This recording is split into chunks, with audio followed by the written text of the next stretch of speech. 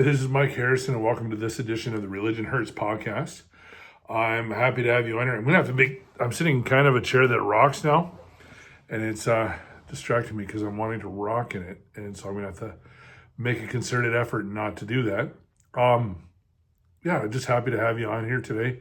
The lighting in this room, I'm in Thorpe, Wisconsin, and the lighting in this room is kind of yellowish, so a little bit weird on the color, but hopefully it's not too big of a deal and you guys can put up with that. It's not like if you get any high definition, you just get to see more of this, which I'm not, sure is quite the most attractive thing anyway, although my wife says differently, thankfully. So, I'm excited to have you here. So today's podcast, actually, I'm going to talk about the structure of the cult in the group. Probably touch a little bit on some research I've done about different things having to do with cults that kind of like highlight things that maybe similarities, I guess you could put. But I'm going to talk specifically about the structure, who's in charge, with what reason, et cetera, et cetera, et cetera, and kind of get into all that. So I don't know specifically when the group was formed because it was before me, but I was I would say I was there when it went from kind of a group into a cult. I've talked about that a little bit. So Chris Harrison and his wife Brenda Brenda left now, but were the ones that kind of started this group. So Brenda was a horse trainer, and she'd been married once before, has a couple kids, and her husband, I don't know this as a fact other than they've said it, so I know it as a fact from them telling the story, which most of the Chris and Brenda's backstory, I won't go too much into detail on that, but again, I wasn't there for their, like, it's not like, my parents or my family where I'd really know. I know what their backstory is. I think that there's holes in their backstory. I've come to learn there's things that they probably have exaggerated or whatever, right? So when I'm just a little asterisks, I guess I would say, around their backstory is I'm telling you what I know, but I could be wrong a little bit, if that makes sense. So forgive me if I am, so Brenda was married to a man who was violent and crazy and ended up shooting himself. And Chris Harrison had been married to a woman. He got divorced from her. He has 3 kids. Now, I know all of his kids. I worked for one of them, one of his sons. And I've met another one of his sons. I never met the daughter. And I never met his ex-wife. But anyways, he was again, asterisk.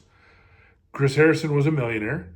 He owned car dealerships in the Toronto area. And he was a millionaire in the sense that he was a millionaire on paper. I think he was on a house of cards, is what I've come to find. He was also a racing car driver in the 60s and into the 70s, I believe. He raced cars in Formula Atlantic, and you can actually find some information out about that. He had a team in Quebec. He's actually from Quebec, Chris Harrison is, and he had a team in Quebec called Col de Curie.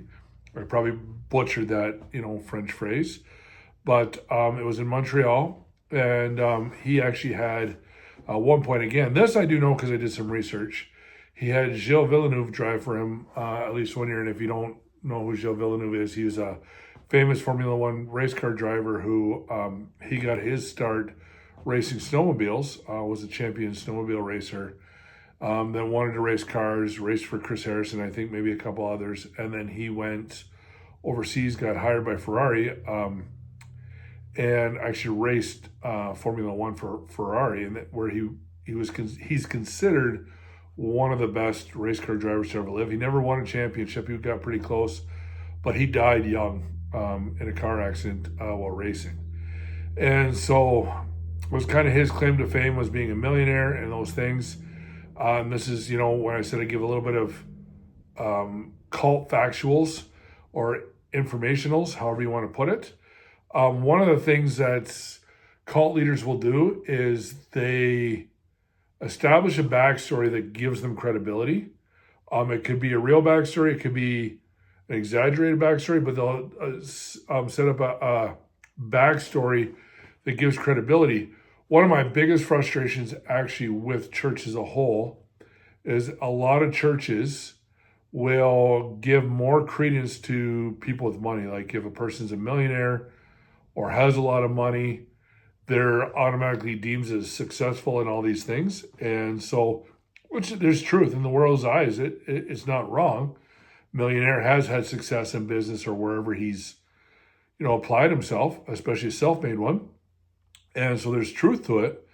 But we know what the Bible is, a different time, different subject. We know what the Bible has to say about riches as its own. I'm not actually against people having money or being millionaires, but we know what the Bible has to say about that being one of the, I guess, how would I put this? My issue is I've watched as pastors have flocked to and treated people with money better and differently than other people in their own church, just simply because of the money. And I don't think that's right. But I have no issue with anybody having riches. I think that's great. If you've been able to work hard and have success, I think that's awesome. I'm a capitalist, so I'm not a socialist. I'm all for people that have been able to make money having money. So no negativity from me to that. But I disagree with that special treatment. But regardless, because he had millions and had lived that lifestyle, knew how to do that, and knew how to talk about it, and had all this business savvy and understanding, he had this kind of credibility to him that he built that people would listen to. And then Brenda was a horse trainer. She's a phenomenal horse trainer. I would say she's the best horse trainer I've ever seen. But in all fairness, I don't really know horses. So I haven't seen a lot. She was the best that I saw, but I haven't seen a lot. And so, but people that did know would often talk about how incredible Brenda was, and people would come from far and wide to be trained by Brenda. And that I did see happen. So that's kind of the backstory. Well, Chris Harrison lost all his money in a deal with Conrad Black, who's actually an infamous figure in Canada. Lost all of his money. This is the backstory to this man in a business deal and purchasing an entire block in downtown Toronto. And this is Conrad Black did go to prison for a while for fraud. And so I, again, think it was just a convenient way to say why he didn't have money now. But he would use that to describe how he was a man that came from wealth. His family was wealthy. This is Chris Harrison. He would say his family was wealthy. He grew up in wealth, had butlers, had all these things, was a successful race team owner, was a successful businessman who got screwed in a deal, and then ended up moving into basically into a trailer, and he would do the pious poverty thing, and he would talk about how he had chosen to never pursue the riches again and live in piousness and poverty, which there's many spiritual leaders that have done that exact same thing because it gives them a certain look and appeal. They're not chasing money. So if you're not chasing money now, how can you be bought? But the backstory gave him credibility. That was the idea. And so they were going to the Toronto Airport Church in Toronto. It's called Catch the Fire now, I believe, where the Toronto Blessing happened. I won't get into all that. That's outside of my time, but you can go online and look up the Toronto Blessing, and that's what that church became famous for, was the Toronto Blessing, and then growing up from there. And he was going to that church. Him and Brenda had gotten married, and they were going to that church for quite a while. And Catch the Fire does these things called encounters. And essentially what an encounter is meant to be a weekend, and men and women would do it separately. And the idea behind it is in charismatic churches especially, it's not as prevalent in Pentecostal and different things, but just a little background. Charismatic churches do this thing where they believe in soul ties, they believe in demonic forces, they believe in spiritual attack, strongholds, all of those things. And I could get into a deeper talk on that sometime if anybody needs me to or wants me to. But essentially, they believe that, if it could be things like if you slept with a different woman than your wife before you got married, you developed a soul tie with her because of some scriptures that talk about, the two become one, and then, through that act. And then there's, other things where you can get generational curses that are passed down to you from your family. There's scriptures that talk about how, where God says, I will visit these curses onto the third and fourth generation. And so there's just a lot of belief, especially in the charismatic circles, that there's these generational curses, strongholds that can come from different things, beliefs that certain amulets or spiritual things that you keep in your house, if you're into inclinations, if you ever did things like with Ouija boards or played around in witchcraft, or even horoscopes and things like that. Again, this is all conversation for another time, so I forgive me if I'm not diving deep into that. I can if you need, we can have a conversation about that, but for right now, just for background purposes, I'm just kind of getting into this a little bit. But these churches will believe that, and then essentially an encounter is you sit there with somebody that's spiritually trained ahead of you on the spiritual journey. I don't quite know the way to describe it, but essentially that's who they are, and then they would basically pray with you, and through essentially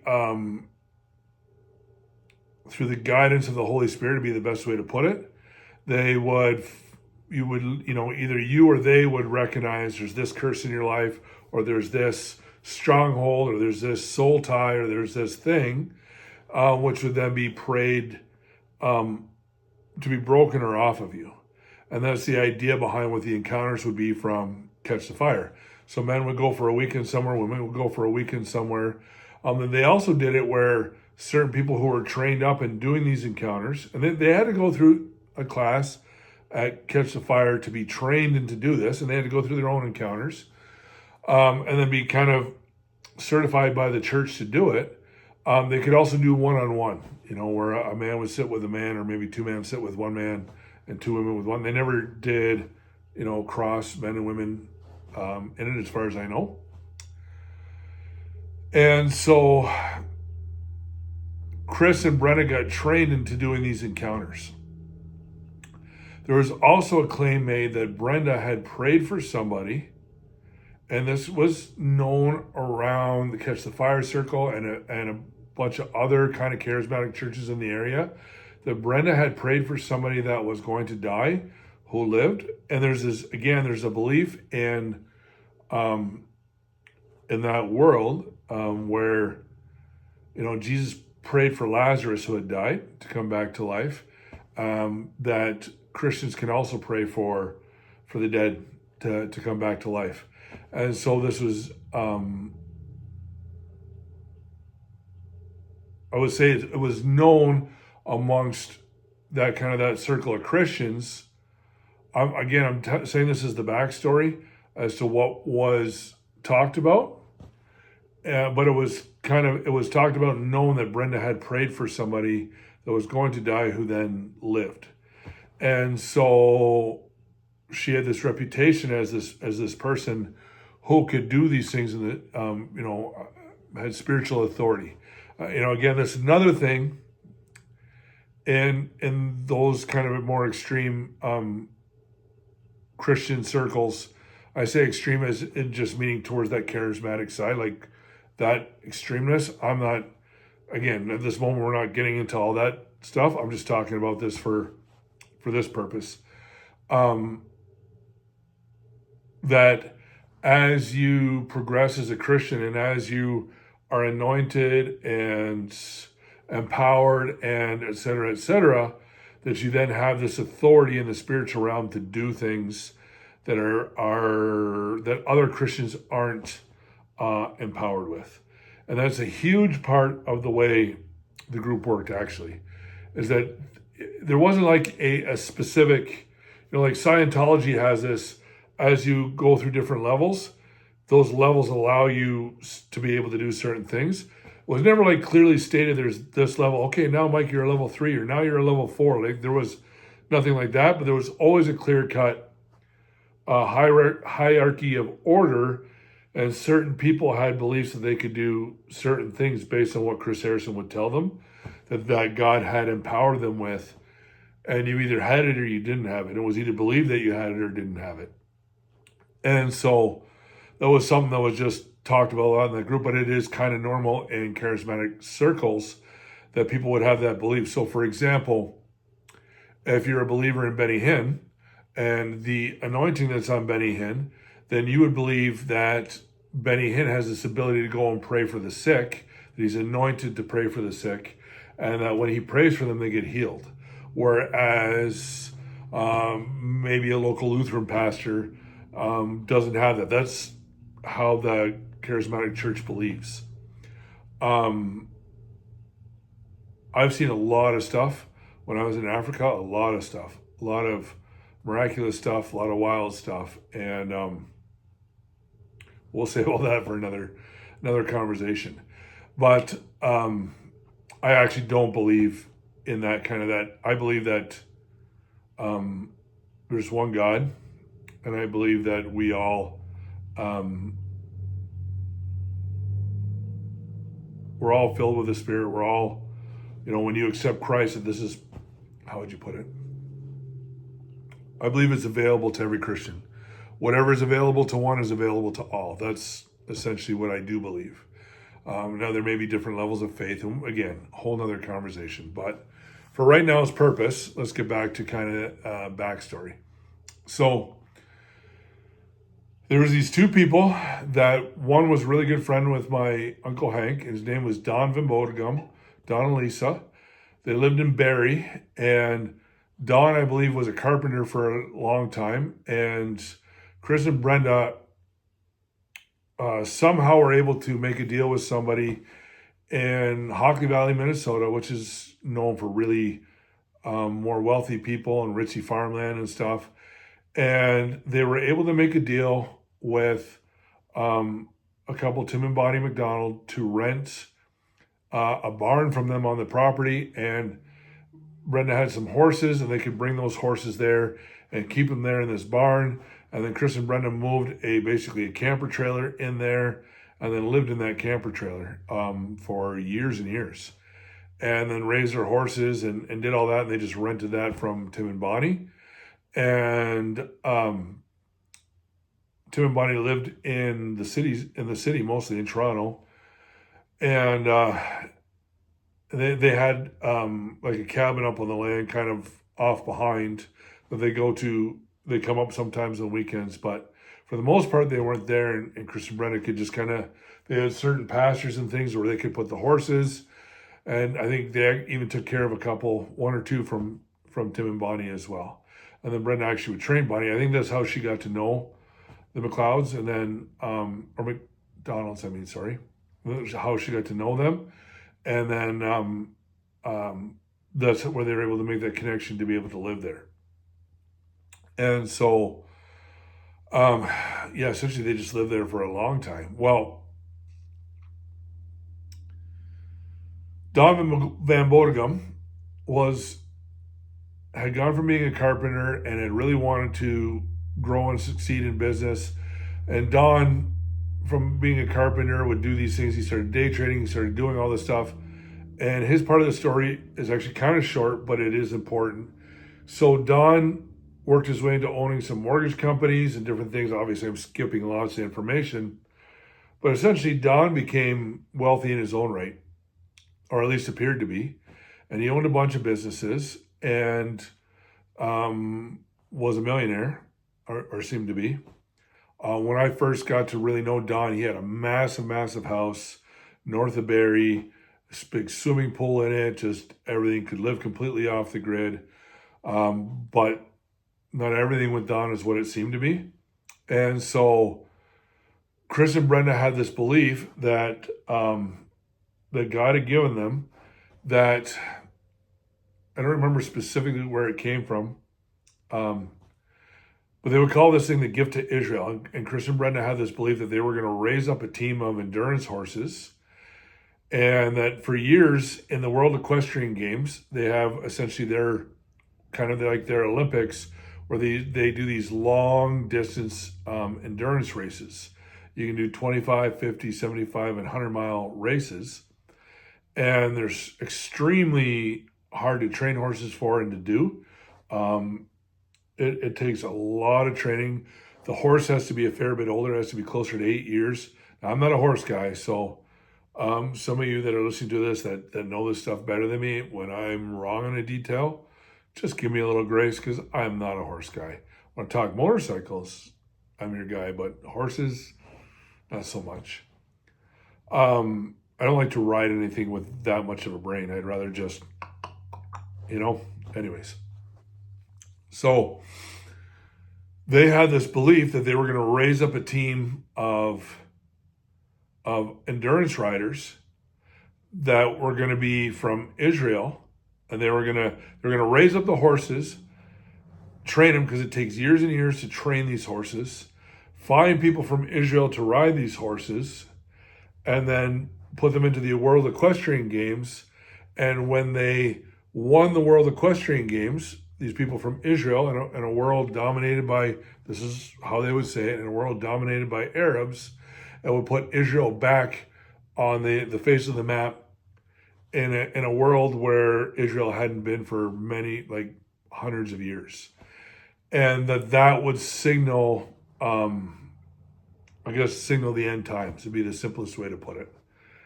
And this is what they believed. And so Don and Lisa had gone to an encounter with Chris and Brenda because they've been trained up now by Catch the Fire.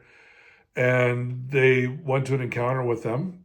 And then they started doing a small group together. Don and Lisa and Chris and Brenda would do this small group together. I believe that first they did it at Catch the Fire, at the church. Then eventually they did it at their own house. And then for those that don't know, essentially churches that are a little bit bigger, some of the small churches will do it too, but very much so in churches that are a little bit bigger, we'll do small groups, life groups, whatever you want to call them, because it's very hard for one pastor to minister to 1,000 people, like on a personal level. So they'll have life groups, and they'll train maybe their pastors, who will then train their life group leaders, right? So you kind of can go down. And so the average person that comes into a church is connected with somebody that gets to know them on a really personal level. The idea being they can coach and walk through life and do all that stuff with you. And you can have that closeness. You can have people that, are essentially extensions of the church, kind of the body, taking care of the body. And so they started this life group, and as well as Don started financially sponsoring the racing, helping them to get horses, helping them to get trucks and trailers and do all these things. And then they'd have people like, there was a girl named Laura who had brought her horse over to be trained because she, like I said, Brenda was well known as his trainer. So she brought this horse to Brenda that she was struggling with. And then essentially after a few visits, just never left. She just ended up staying on the property. And this would happen with various people over time as they kind of just either stay there or stay on the property or stay close by. And Brenda was like this horse guru, and then Chris was like this spiritual guru, where he would just sit there and talk in depth and with wisdom towards things, and talk about his time going from the business world into what God was doing. And he really promoted a belief called death to self. And there's a bunch of scriptures that you can go look up on your own. And maybe, again, I can get into that at some other time. But essentially the idea is that as I become more Christ-like, my flesh man, right? The Bible says we're in three parts. We're spirit, soul, and body. And that our spirit aligns with God, where our soul is at war, is at enmity with God. That's the idea of what's talked about in the scriptures. Well, Chris Harrison would talk about how death to self means that you die, just like Christ died on the cross, and then you're risen to be more and more like him. and he's not the first person to ever talk about it. There's been many, many, many preachers that talk about death to self. And I mean, even scriptures like be renewed, be therefore renewed by the renewing of your mind. Think on these things, da da da da da.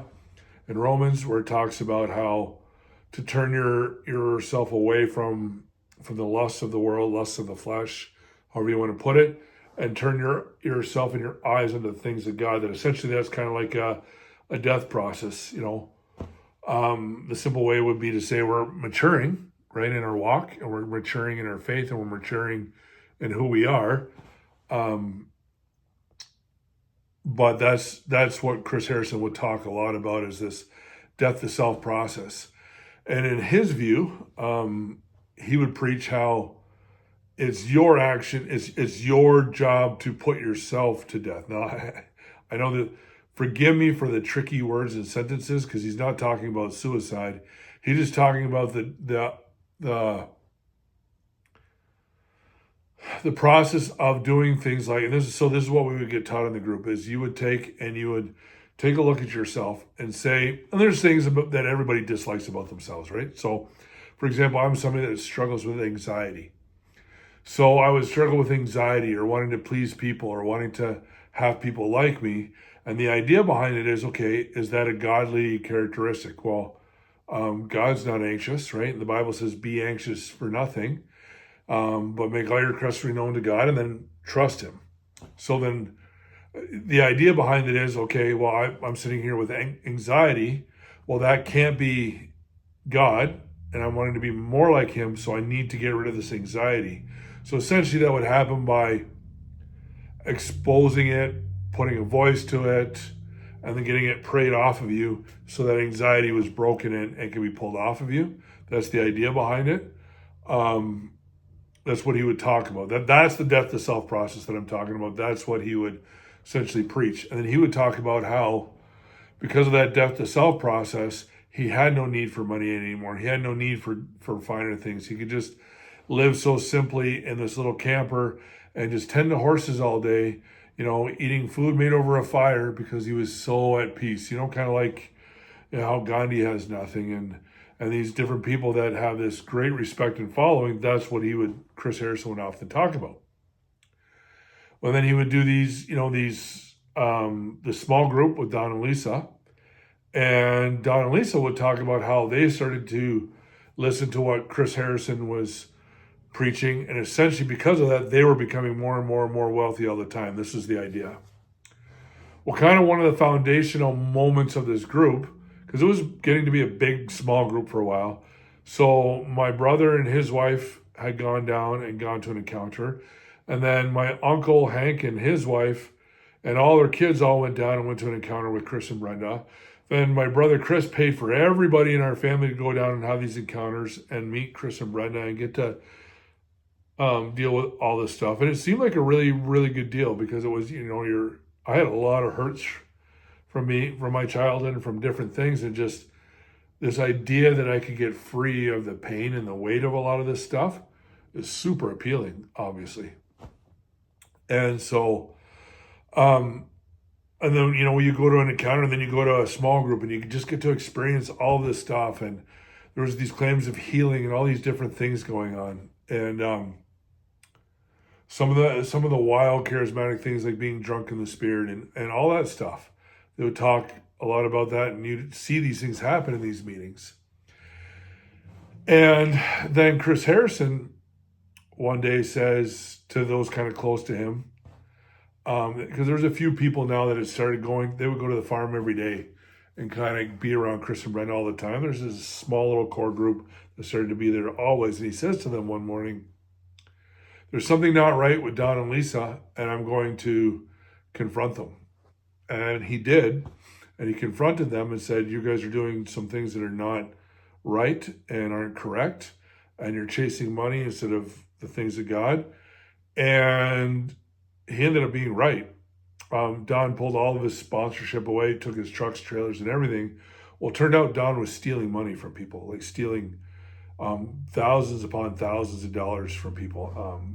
And he got caught, and he went to jail for quite a while, lost everything. So that essentially gave more credence to Chris Harrison and the idea that he was, spiritually aware. He was able to see this, and not only that, that he was beyond corruption because he lost every. They took his because they had a really nice. They had like 2 really nice pickups and horse trailers and all these saddles and all this high-end stuff that Don had bought for them in their racing stuff that Don came and took all back. And it gave credence to the idea that Chris Harrison is more spiritually pure and doesn't need all that stuff.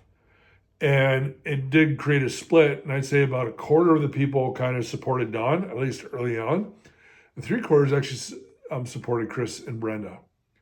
And then, of course, as Don got into big financial trouble, it was pretty aware that nobody was going to support Don anymore because it came true and gave everybody this, oh man, Chris and Brendan know it. And they started talking more about judgment in more direct subjects then. So it was a big turning point.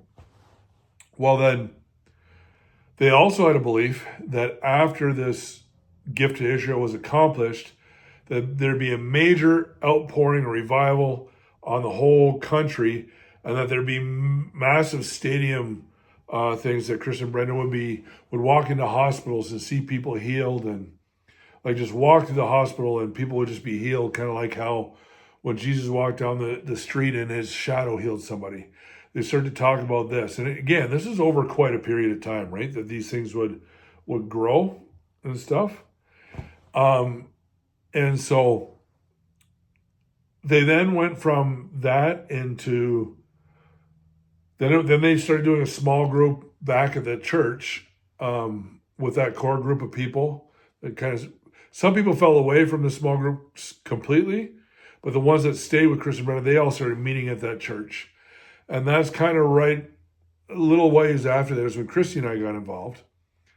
And essentially, I know I said I'd get to how the whole thing is structured, but I kind of got to go through a bit of this backstory, so I apologize to get to the structure. So then they went from that to they started having small groups only at a home and never going to TACF. TACF started to challenge what Chris and Brenda were teaching and saying, hey, some of this isn't right. Chris Harrison would sit there in a message on a Sunday morning. And when the message got done, he'd just start laying hands on people and praying for people in the crowd and create quite a disturbance. And so the church didn't really like that. So they started saying, hey, what's going on here? Why are things so kind of crazy, so kind of wild? And so Chris and Brenda, as became a common theme, they didn't like to be challenged on anything. So then they started meeting. We went from meeting on Friday nights to meeting on Sunday mornings in somebody's home. And then eventually we started having regular church services at a building that we rented. Had a worship team, had sound equipment, did all of that kind of stuff. That's actually where I learned sound, which is something I still love, was in those moments. And they became, they had a church going for quite a while. And this is where the structure kind of really began to take shape, was in this point. So you had Chris Harrison at the top, but Brenda was always a bit of a wild card. So through a lot of that time, she would, because when they started doing the church services, Chris Harrison would get up and share a message. And when he got done sharing the message, without fail, they kind of modeled it after Benny Hinn, and they would then start to play music and do worship. And then they would find this right moment, and then they begin to pray for people. And then the Spirit would fall. That was the idea. And then they'd pray for people, and people would get healed. Or most of the time, what was happening is people were getting set free. All these things that I talked about that they were recognizing was wrong on themselves. They would then, in these moments, have these epiphanies where then these things would be cut off of them. That was the idea. So your anxiety would be prayed off, or if you were an angry person, it'd be prayed off of you, and you'd be set free, or this demon would be, kicked out of you. And what it grew into is what essentially the group became, because what Chris Harrison would start to do is he'd give a message, but the message would be this much of what he was talking about, And instead, with 40, 50 people in the room, he'd call out 4 or 5 people, either to praise them in front of the group, mostly because he wanted people to do things. So it'd be things like my brother-in-law Josh would serve him, was really, really, Josh is the biggest, kindest heart. And Josh was there, and Josh would just be very serving to him in the sense that he would, he'd always make sure there was a chair set for him. Then he had a glass of water by his chair or ready for when he preached. He would do these things. And so, of course, he's laying his life down for Chris Harrison. And so then there'd be like a specific meeting where he went on at length about how this way that Josh was so good and so correct. Well, you can imagine the result was then everybody laid their life down for Chris Harrison going forward because it got attention. But mostly what he would do is call people out, and he would say things like, I don't know, so many things I probably have blocked from my mind or healed from or walked away from, but he would call people out for something specific about how they treated somebody or how they wouldn't do things. So like, for example, at one point I was working for his son, Tyler. Actually loved working for Tyler. Tyler had nothing to do with this group. He would talk to his dad's son, but had nothing to do with the group at all. But Tyler owned a construction company. Tyler did really high-end remodeling. Loved working for him. Made good money. Really liked Tyler. Still have tons of respect for Tyler. And but Chris Harrison wanted my brother Chris to start a construction business and wanted a bunch of us to go work for it. I'll get into that in a minute. And I didn't want to leave Tyler to go work for my brother. I just didn't want to do it. And in a group meeting in front of everybody, he called me out for not being supportive of my brother. And then he, along with the whole group, put pressure on me. And in that meeting, eventually I had an epiphany and said, you're right, I've been in the wrong. I've been doing this for my own selfish reasons to stay here because of the certainty and the money. And I know I need to trust and have faith in God. And then it always went this way. Then they'd sit there and they'd pray for you. And they'd say, oh, Mike, you're set free. It's this, whatever it would be, this spirit of pride and spirit of selfishness is broken off of you. And then you feel like $1,000,000, like you just overcame something and conquered the world. And sure enough, Monday I went and gave my notice to Tyler and ended up going to work for my brother. Huge mistake. But that's what I went to do. And it was because of that pressure in that meeting. They would do this all the time. And it wasn't you every Sunday or every time we got together. It would be, but it would be somebody, usually 4 or 5 people. And he'd always give opportunity for others to express what they were seeing as well. And then he'd pray for them, right? Eventually, they started to do away with the Sunday services. And I don't remember specifically why we stopped Sunday services. But they started doing Wednesday nights. And then he got less involved. So it started to be that he was up top. He's always been up top. But Brenda started to get shaky in that role. She didn't agree with this bit my interpretation because it was never said, but she didn't really agree with what Chris Harrison was doing and preaching and talking about. So she kind of got demoted out of that role. And in that time frame, he had these 3, what he would call the happy virgins or whatever you want to call them, or his beauties, is often what he said. But he had these 3 girls that all kind of lived. They'd gone to the farm they lived. They're actually my cousins. But it was Leah, Amanda, and Jenna. Those are real names. They all have nicknames: Wrangler, Mindo, or Avanti, and Pity. Those are their nicknames. Mindo just has 2, Mindo and Avanti. But they're my Uncle Hank's daughters. So Hank has 6 kids: Daryl, Jocelyn, and then Leah, Mandy, Eli, and then Jenna. And so Laura, who I had talked about earlier, was kind of really there. But he'd always talk about how these 3 girls were never going to get married. They were completely devoted to God. And Laura had married Eli, so she wasn't part of that, their upper echelon. And I'll kind of go through the levels here in just a second. Laura had married Eli, so she was a little bit out. Daryl was never really there. But it was these 3 girls, and of which Leah was the most exalted. Now, Leah my whole life has been, on one hand, one of the kindest, sweetest people, and on the other hand, she's got a bite that will tear you to pieces. And she's always been that way. She can be really kind and sweet and really vicious at the same time. And then their sister Jocelyn married Tim, so she was never really part of that kind of super in circle. And so the tiers kind of went like this. It was Chris Harrison with Brenda kind of over here. She's kind of always been her thing, but she's his wife, right? So she had special whatever. But she more and more and more was removed from being in charge of anything. Even the racing, the horses, all of it. She's kind of in charge of everything. She still trains the horses because she's so gifted, but she doesn't really set anything. She just kind of does her own thing. So you got Chris Harrison. Then you got the three girls that I just talked about, Wrangler, Mindo, and Pity. And Wrangler, Leah, was the highest of those three. She's become second in command for all intents and purposes. And then the tier below that early on was Hank and his wife Liz, and Chris, my brother, and his wife Elaine. And then below that you kind of had one more tier of people that were kind of the people that were more well liked, were part of racing. So like my wife was part of that tier. Mary, my sister-in-law Mary, Philip. There's the Frome brothers that all came from Ontario, or from Germany rather. So you had Raphael, Jonathan, and Philip. They were all part of that tier.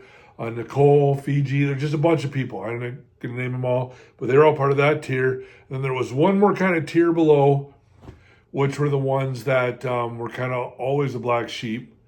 And most of the time in the group, I was in that bottom tier.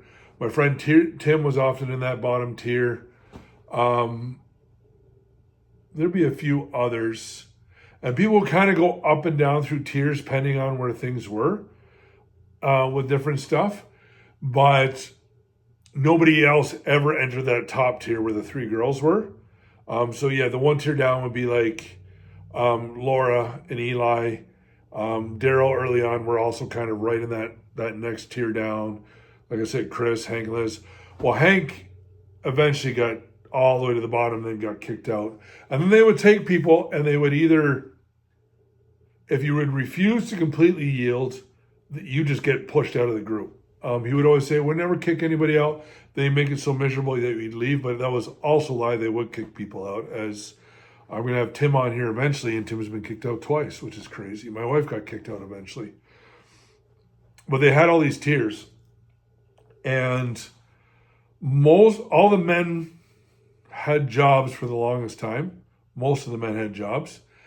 And they got people to live in houses. So like Mike and Rianne, who were part of the group, they rented a house. Well, we had moved from North Dakota. Other people had lived, and all these people, you get a job early on, and Ontario is expensive to live. And so they would set up these houses, and they had names for them. So like we lived in the house that was nicknamed the Yuma house. It was Mike and Rianne's house. And then we lived there with like 15 other people. And they would do that. And then there was the Bonanza house that had like Hank and Liz, and my parents lived there, and a bunch of other people. And they had the Pepper Harrow at one time, and they had the Ponderosa at one time. And all these different people would kind of all live together in commune.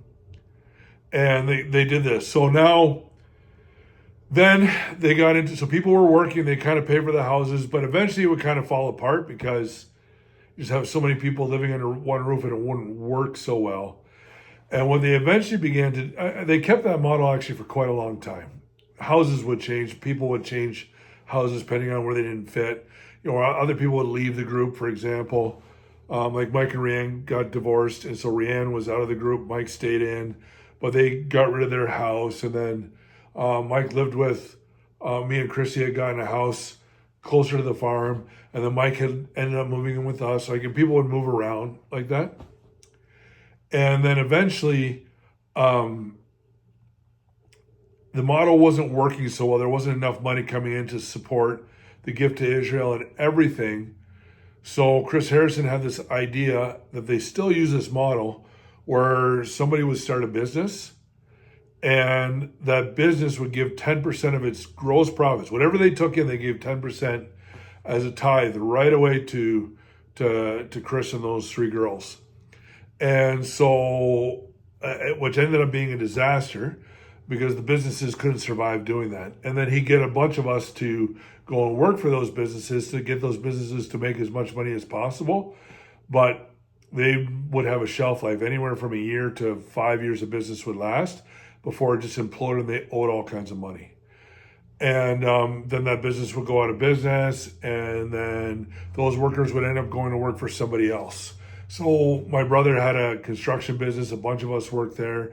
And when that all failed and went under, then a bunch of us went over and worked for Nathan and Mary. Nathan Yoder and my sister-in-law Mary had a hay business where they were buying hay and growing hay in Ontario and selling it in Florida. And a bunch of us went and worked for Nathan and Mary in that hay business. And then eventually that failed. And, and so now, if you have access, I've been blocked on everything on Facebook. But as of recently, they've got Performance Hay and Feeds. They're all in Texas now. But they got Performance Hay and Feeds. They got Endurance Excavation. They got Endurance Trucking and Carrier Services. They've got Renee's Home Good Meals. They've got... Oh, there's probably a couple others in there. They got a small house. They got Holdfast Milling and Design, and then they've got a business that builds small houses, like tiny homes. And they all do the same thing. They work in there, and then the 10% of their gross just goes to supporting the top. And so right now you'd still have Chris Harrison on top, Brenda doing her own thing. The three girls, although Leah is very, very close to second command, actually lives with Chris Harrison. They all are in Texas now. They all live in campers or trailers of some kind, maybe a couple tiny houses, but they all live in them.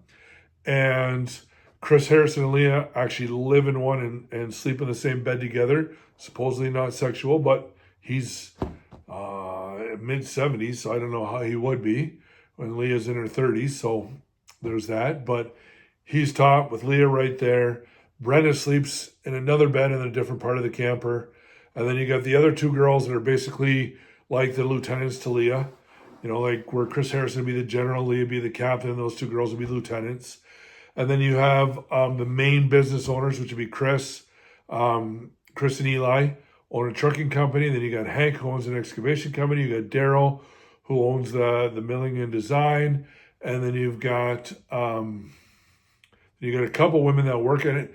Two ladies that I don't really know that own the Performance Hay and Feed that came after I was out of the group. And then you got Philip, who's Philip Fromes, who's runs a part of things in that, who was running a farrier business and now is building tiny homes. And they all kick the money up.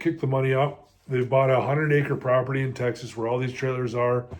And all that money goes into doing stuff. The gift to Israel never materialized, never really happened. They'll say it probably did to some degree, but it never actually really happened.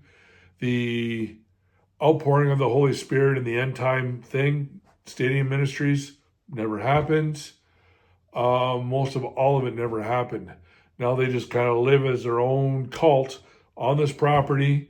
They've got AK-47s, big guns, all kinds of stuff there. They've basically almost become like a doomsday cult, talking about how the end times are near. And everything they do is to bring money back in and support themselves living on this property. They shun everybody, hide from everything. If they know that you're watching them on Facebook, they'll cut you off, shut you off. Now, they know I watch because I can't keep my mouth shut, and I call them out for things when I see them doing things. I'm a nonconformist. I'm not the best at following rules, so I kind of push back when I see bullcrap happening. Wish in a lot of ways I had done it earlier. So I'll get more into testimony again going into the next videos, but I really just wanted to get down through the structure of that group. Chris Harrison is also called a prophet. And basically, what he does now, and what he did towards the end there, is he sits in his easy chair outside or in his bed in his room, and hears from God for direction for what everybody's supposed to do. And then he gets Leah and shares that direction, and she confirms it all. And then they go person by person and give the direction for what God wants them each to do and how he wants them to do it. And then they listen and they do it. And then they'll come and they'll tell him dreams that they had. And then okay, I'll go take this to God. And then he'll interpret the dream and tell him the meanings of the dream. And that's why Becca's married to Philip when she was 18 and he was in, his late 30s, is because she had a dream and it was interpreted that she was supposed to marry him. Or the reason Tim's kicked out of the group, because he had a couple of dreams that were interpreted as he had a spirited delusion and was never going to change, and so therefore he was kicked out of the group, and they had gone to Chris Harrison and Leah had gone to Renee and said, this is what God wants, and you need to leave your husband because he has this spirited delusion and you need to get rid of him from your life. And everything is manipulated, everything is tainted, everything is controlled. There's zero outside influence allowed. If they have outside influence, they will be hammered in front of the group over and over until they get rid of the outside influence.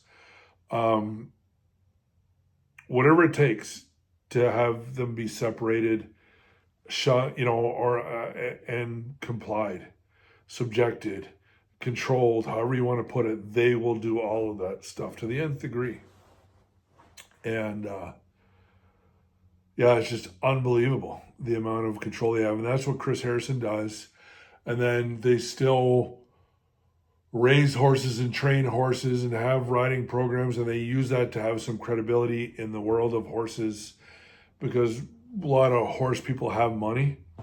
So by training these horses to such a high level, they get this credibility with people when they need it. They still do some endurance racing, and again, gives them credibility. And so you have all these people that now own these businesses and are earning, that give all the money to the top. Excuse me, my apologies. And so destructive.